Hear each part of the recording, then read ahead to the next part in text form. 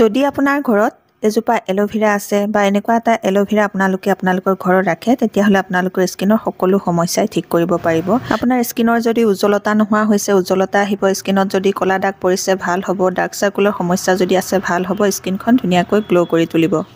হাই friends, আপোনালোক সকলোকে মোৰ অসমীয়া হাউচৱাইফ চেনেলৰ নতুন এটা ভিডিঅ'ৰ মাজলৈ স্বাগতম জনাইছোঁ। আজি মই মোৰ এই ভিডিঅ'টোত আপোনালোকক এলোভেৰাৰ খুব বঢ়িয়া এটা নাইট ক্ৰীম বনাই দেখুৱাম বা আপোনালোকে চেৰাম বুলিও ক'ব পাৰে। এই এলোভেৰাই আমাৰ স্কিনখন ক'লা পৰিলে বগা কৰিব পাৰে, স্কিনখন হাইড্ৰেট কৰি ৰাখে, স্কিনখনত উজ্জ্বলতা বঢ়ায় আৰু আমাৰ স্কিনখন ছফ্ট কৰিবলৈ, গ্লো কৰিবলৈ বহুত বেছিকৈ সহায় কৰে। আজি মই আপোনালোকক এই এলোভেৰাৰ লগোৱা দুটা উপায় দেখুৱাম। ড্ৰাই স্কিনৰ সকলে কেনেকৈ লগাব লাগে সেইটো দেখুৱাম আৰু অইলি স্কিনৰ সকলে এলোভেৰা কেনেকৈ লগাব লাগে সেইটো দেখুৱাম। এতিয়া মই আপোনালোকক এলোভেৰাৰ এই দুটা উপায় দেখুৱাম। এই দুটা উপায় দেখুৱাৰ উপৰিও মই আপোনালোকক এলোভেৰাৰ সহায়ত আপোনালোকে কেনেকৈ স্কিনখন চাফা কৰিব সেইটো আপোনালোকক দেখুৱাম। প্ৰথমতে আপোনালোকে ক্ৰীম বা এই চেৰামটো লগোৱাৰ আগত স্কিনখন ভালকৈ ক্লিন কৰি ল'ব লাগিব।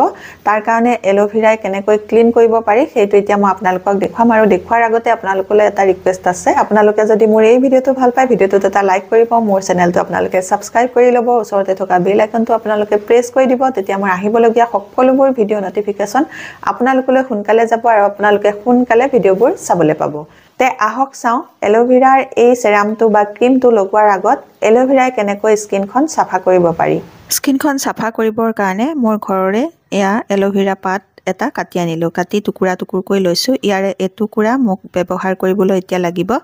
ইয়াৰে মই এয়া এটুকুৰা লৈ লৈছোঁ আৰু ছাইডৰ কাঁইটকেইডাল কাটি লৈছোঁ। এনেকৈ আপোনালোকে ছাইডৰ কাঁইটকেইডাল কাটি ওপৰৰ বাকলিটো এৰুৱাই জেলটো উলিয়াই ল'ব আৰু জেলটো উলিয়াই লোৱাৰ পাছত এনেকৈ কটাৰীয়ে এনেকৈ কাটি কাটি দিব, নহ'লে অলপমান এনেকৈ খুচি খুচি দিব। ইয়াৰ পাছত মোক লাগিব অকণমান এয়া পিঠাগুড়ি। পিঠাগুড়িটো মই প্ৰথমতে ছাইডতে থৈ লৈছোঁ। পিঠাগুড়ি আধা চামুচৰ লগত এতিয়া মই মিক্স কৰিম কষ্টুৰি হালধি অকণমান।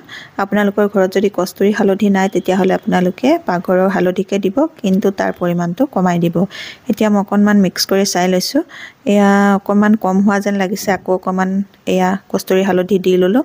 দি লৈ পিঠাগুড়িৰ লগতে ভালকৈ দুইবিধ বস্তু মিক্স কৰি দিছোঁ। মিক্স কৰি হোৱাৰ পাছত এতিয়া মই অলপ অলপকৈ এয়া এলোভেৰা জেলটোৰ ওপৰতে দি দিছোঁ।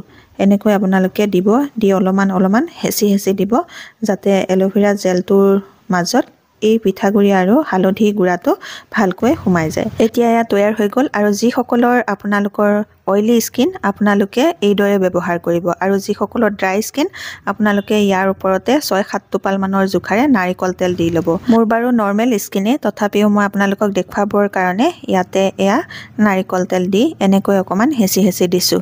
দিয়াৰ পাছত এইটো খুব ধুনীয়াকৈ ৰেডি হৈ গ'ল। এইটো কেনেধৰণে ব্যৱহাৰ কৰিব লাগে ভিডিঅ'টো মই পিছলৈ আপোনালোকক দেখুৱাম, চাই যাব।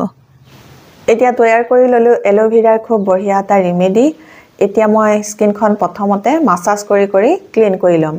এনেকৈ আপোনালোকে তৈয়াৰ কৰি ল'ব, লোৱাৰ পাছত স্কিনত ধুনীয়াকৈ লগাব। এনেকৈ মাছাজ কৰি কৰি স্কিনখন ক্লিন কৰিব। এইদৰে আপোনালোকে 2 পৰা 3 মিনিট ভালকৈ মাছাজ কৰিব। এয়া মই আকৌ অকণমান সানি লৈছোঁ, সানি লৈ আকৌ মাছাজ কৰিম। এনেকৈ মাছাজ কৰি কৰি ক্লিন কৰিলে স্কিনখন ভালকৈ ক্লিনো হ'ব আৰু স্কিনত যদি ডেড স্কিন চেল জমা হৈ আছে, স্কিনৰ উজ্জ্বলতা একেবাৰে কমি আছে, উজ্জ্বলতা সোনকালে আহিবলৈ সহায় হ'ব। ডেড স্কিন চেলবোৰ আঁতৰি যাব। আপোনালোকৰ স্কিনত ব্লাড চাৰ্কুলেশ্যনো হ'ব আৰু যদি স্কিনত ব্লাড চাৰ্কুলেশ্যনটো ভাল হৈ থাকে তেতিয়াহ'লে আপোনালোকৰ স্কিনত সোনকালে বয়সৰ চাপ নপৰিব। আৰু ডাৰ্ক চাৰ্কুলৰ সমস্যা যদি আছে আপোনালোকে চকুৰ কাষত এনেকৈ লাহে লাহে বেছি প্ৰেছাৰ নিদিয়াকৈ এনেকৈ মাছাজ কৰি দিব। এনেকৈ যদি এলোভেৰাই আপোনালোকে মাছাজ কৰি কৰি ক্লিন কৰে তেতিয়াহ'লে স্কিনখনো ক্লিন হ'ব আৰু এটা ভাল স্ক্ৰাবৰো কাম কৰিব। আৰু আপোনালোকৰ স্কিনখনত যদি ক'লা দাগ পৰিছে বা ছানবাৰ্ণ হৈছে সেয়া দূৰ হ'বলৈ সহায় হ'ব। স্কিনখন যদি খহটা হৈ গৈছে নিমজ হ'বলৈ সহায় হ'ব। স্কিনখন যদি ৰাফ হৈ গৈছে তেতিয়াহ'লে আপোনালোকৰ স্কিনখন ছফ্ট হ'বলৈ সহায় হ'ব। মাছাজ কৰোঁতে আপোনালোকে বেছি প্ৰেছাৰ নিদিব, লাহে লাহে মাছাজ কৰিব। মাছাজ কৰি হোৱাৰ পাছত এখন ভিজা টাৱেলেৰে প্ৰথমতে মুখখন এনেকৈ মচি ল'ব। যদি এনেকুৱা ছফ্ট টাৱেল নাথাকে তেতিয়াহ'লে আপোনালোকে টিচু পেপাৰো ল'ব পাৰে, নহ'লে আপোনালোকে এখন কোমল কটন কাপোৰো ল'ব পাৰে বা আপোনালোকে এখন গামোচাৰ সহায়তো মুখখন মচি ল'ব পাৰে। মুখখন মুচি হোৱাৰ পাছত ভালকৈ মুখখন ঠাণ্ডা পানীৰে ধুই ল'ব লাগিব ঠাণ্ডা পানীৰে ধুই লোৱাৰ পাছত আপোনালোকে এলোভেৰাৰ সেৰাম বা এলোভেৰাৰ এই নাইট ক্ৰীমটো বনাই মুখত লগাই শুই থাকিব লাগিব এতিয়া মই মুখখন ধুই আহি এলোভেৰাৰ এই নাইট ক্ৰীমটো বা সেৰামটো আপোনালোকক বনাই দেখুৱাম এতিয়া প্ৰথমতে আপোনালোকক মই অইলি স্কিনৰ বাবে এই ক্ৰীমটো বনাই দেখুৱাম তাৰ কাৰণে মই আনিছোঁ এইটো এলোভেৰা জেল অইলি স্কিন সোনকালে কলা পৰি যায় সোনকালে অইলি স্কিনত সানবাৰ্ণো হয় সোনকালে অইলি স্কিনত একনিৰ প্ৰব্লেম পিম্পলৰ প্ৰব্লেম এইবোৰ হোৱা দেখিবলৈ পোৱা যায় আৰু এতিয়া মই অইলি স্কিনৰ বাবে এই ৰেমেডিটো বনাইছোঁ তাৰ কাৰণে মই এচামুচৰ জোখাৰে এয়া এলোভেৰা জেল লৈছোঁ এই এলোভেৰা জেলৰ লগতে এতিয়া মই ল'ম এয়া গোলাপ জল প্ৰথমতে মই এচামুচৰ জোখাৰে মিক্স কৰি চাই ল'ম তাৰ পাছত যদি কম হয় আকৌ অকণমান মিক্স কৰিম প্ৰথমতে মই এয়া অকণমান মিক্স কৰি চাই লৈছোঁ অকণমান কম হোৱাৰ দৰে লাগিছে আৰু অকণমান মই ইয়াতে গোলাপ জল দি লৈছোঁ দি ভালকৈ মিক্স কৰি লৈছোঁ দুইবিধ বস্তু আপোনালোকে ভালকৈ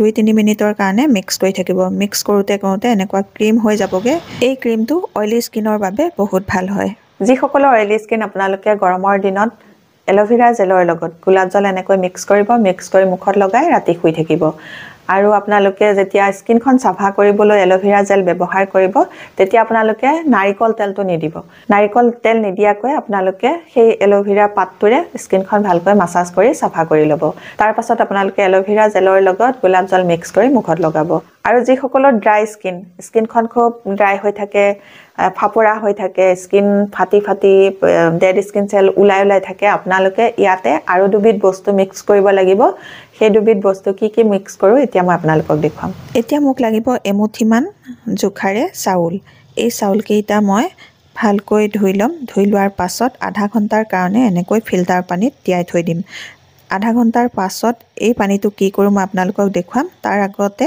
মই প্ৰথমতে এই যেটো এলোভেৰা আৰু গোলাপ জল মিক্স কৰি লৈছিলোঁ সেই তাৰ লগতে এতিয়া মই আকৌ অকমান গোলাপ জল মিক্স কৰি লৈছোঁ ভালকৈ মিক্স কৰি লোৱাৰ পাছত আধা ঘণ্টাৰ পাছত এতিয়া মই এই চাউলখিনি তিয়াই থোৱা চাউলখিনি লৈছোঁ ভালকৈ এনেকৈ মোহাৰিছোঁ যাতে চাউলৰ গোটেই গুণটো এই পানীখিনিলৈ গুচি আহে ভালকৈ মোহাৰি লোৱাৰ পাছত এতিয়া মই এই চাউলৰ পানীৰ পৰা এচামুচৰ জোখাৰে চাউলৰ পানী এই এলোভেৰা জেল আৰু গোলাপ জলৰ লগত ভালকৈ মিক্স কৰি ল'ম চাউলৰ পানীটো আমাৰ স্কিনৰ কাৰণে বহুত বেছিকৈ ভাল হয় চুলিৰ কাৰণেও বহুত বেছিকৈ ভাল হয় চাউলৰ পানীটো দিয়াৰ পাছত ভালকৈ মিক্স কৰিব ভালকৈ মিক্স কৰাৰ পাছত দেখিব এটা ধুনীয়া সেৰামৰ নিচিনা বনিব এয়া মই হাতত লৈ আপোনালোকক দেখুৱালো ইয়াৰ পাছত ইয়াত লগতে মই মিক্স কৰিম অকণমান এয়া বাদাম ৰগন তেলটো মই 6-7 টোপাল মানৰ জোখাৰে মিক্স কৰিছোঁ যাৰ ড্ৰাই স্কিন আপোনালোকে ইয়াতে বাদাম ৰগন তেল মিক্স কৰিব পাৰে যদি আপোনালোকৰ ঘৰত এই তেলবিধ নাই তেতিয়াহ'লে নাৰিকল তেলকে মিক্স কৰি ল'ব ড্ৰাই স্কিনত সোনকালে বয়সৰ চাপ বলি ৰেখা পৰে সেই কাৰণে আমি আমাৰ স্কিনখন হাইড্ৰেট কৰি ৰাখিব লাগে হাইড্ৰেট হৈ থাকিলে আমাৰ স্কিনখনত সোনকালে বয়সৰ চাপ নপৰিব এতিয়া যাৰ খুব বেছিকৈ ড্ৰাই আপোনালোকে ইয়াতে অকণমান গ্লিচাৰিনো মিক্স কৰি ল'ব ইয়াতে মই 2-3 টোপালৰ জোখাৰে গ্লিচাৰিন ভালকৈ মিক্স কৰি ল'লোঁ এতিয়া তৈয়াৰ হৈ গ'ল খুব বঢ়িয়া এটা সেৰাম এতিয়া আপোনালোকে দেখা পালে যে এই এলোভেৰা জেল গোলাপ জলৰ লগত যিসকলৰ ড্ৰাই স্কিন আপোনালোকে কি মিক্স কৰিব লাগে ইয়াতে অকণমান চাউলৰ পানী মিক্স কৰিব আৰু লগতে আপোনালোকে ইয়াতে অকণমান যিকোনো অইল মিক্স কৰিব অইলটো বাদাম ৰগন অইল যদি হয় বেছি ভাল হয় আৰু লগতে আপোনালোকে অকণমান গ্লিচাৰিন মিক্স কৰি দিব তেতিয়া আপোনালোকৰ স্কিনখন বেছিকৈ হাইড্ৰেট হৈ থাকিব আৰু সোনকালে নেফাটিব আৰু কম বয়সতে আপোনালোকৰ বলি ৰেখা নপৰিব বয়সৰ চাপ নাহিব স্কিনখন উজ্জ্বল হৈ যাব এতিয়া ইয়াৰে অকণমান হাতত ল'ব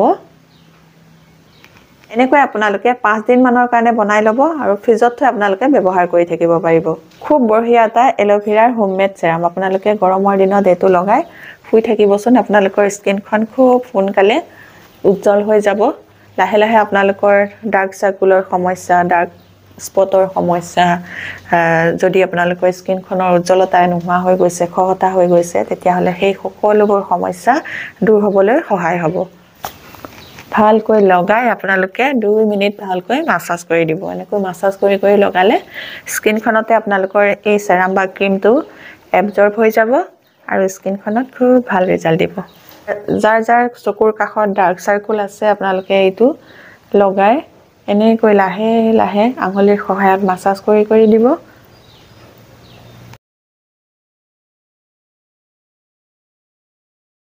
এনেকৈ আপোনালোকে ৰাতি শোৱাৰ আগত গৰমৰ দিনত এল'ভেৰা জেল লগাব আৰু বহুতে মোলে কোৱেশ্চন কৰি আছিল যে ডাৰ্ক সাৰ্কুলৰ সমস্যা হ'লে কি কৰিম তাৰ এটা উপায় লাগে মই মোৰ পিছৰ ভিডিঅ'ত আপোনালোকক সেইটো দেখুৱাই আছো আপোনালোকে মোৰ ভিডিঅ'বোৰ চাই যাব আজিৰ এই ভিডিঅ'টোত গৰমৰ দিনত এল'ভেৰা জেলৰ লগত গোলাপ জল কেনেকৈ মিক্স কৰি লগাব লাগে সেইটো দেখুৱালো আপোনালোকে নিশ্চয় এই ভিডিঅ'টো ভাল পাইছে যদি ভাল পাইছে তেতিয়া হলে মোৰ ভিডিঅ'টোত এটা লাইক কৰিব মোৰ চেনেলটো সাবস্ক্ৰাইব কৰি আপোনালোকৰ ফ্ৰেণ্ডৰ লগতো ভিডিঅ'টো শ্বেয়াৰ কৰি দিব আজিৰ এই ভিডিঅ'টো মই ইমানতে সামৰিম নতুন এটা ভিডিঅ'ৰ সৈতে নতুন এটা বেলেগ স্কিন টিপছৰ সৈতে আপোনালোকৰ ওচৰলৈ আকৌ আহিম তেতিয়ালৈকে নমস্কাৰ আজিলৈ আহোঁ